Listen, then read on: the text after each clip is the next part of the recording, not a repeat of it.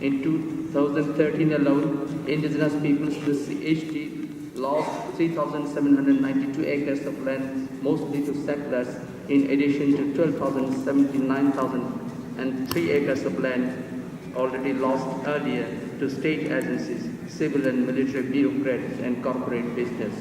In January to June 2014, another 214 acres of lands were taken away.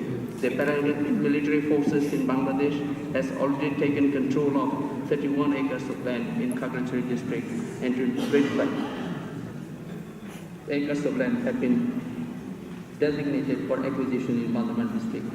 Similarly, in Vietnam, over 90,000 people, mostly ethnic Thai, were relocated to make way for the Son La hydropower plant that the Vietnamese scientists said left many without access to agricultural land by 2010.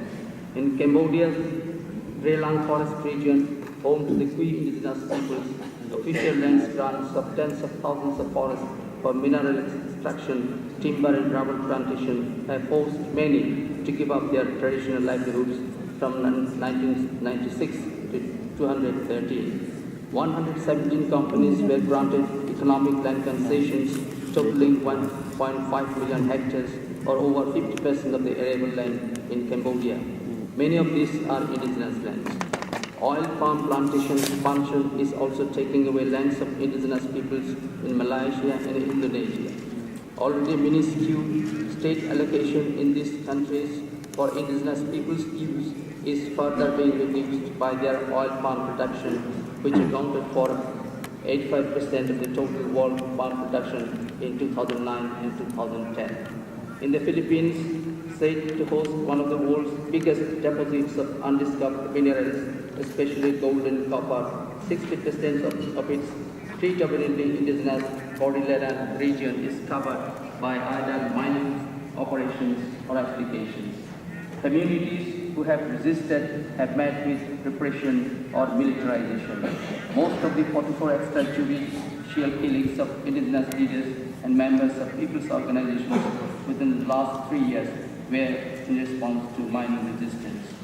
In Thailand, despite some positive developments with recent policies relating to indigenous peoples, such as cabinet resolutions restoring traditional livelihoods of the Chao-Le and Karen in 2010, no real improvements have occurred.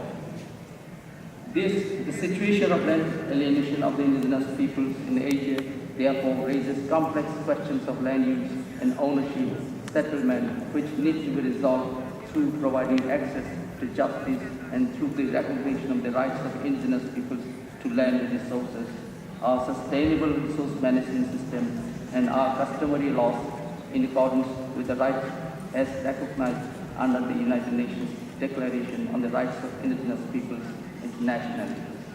In the light of this, we urge states to establish mechanisms for sustained dialogues and consultations with indigenous peoples in their countries to foster better relationships with them. 2. Demarcate indigenous peoples' lands and territory in accordance with customary law and process consistent with the unity. 3. Ensure access to justice for indigenous peoples, including